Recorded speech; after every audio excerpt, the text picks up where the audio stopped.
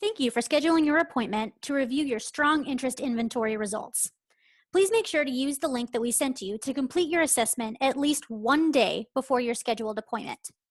You can find more instructions on how to complete the strong interest inventory at this link, or you can use the Career Center website, which is fullerton.edu/career. You'll go to the Students tab, scroll down to Career Exploration Resources, and finally select Assessments at the left-hand side. After you complete your assessment, be sure to make your payment of $15 per assessment. To pay, follow the link provided. Once you enter that link into your browser of choice, you'll need to select View Details next to Student Services. After that, you'll need to select Assessment $15 and then enter your name and click Add to Basket. From here, you can see all of the assessments that you'll be purchasing, and then you'll click Checkout.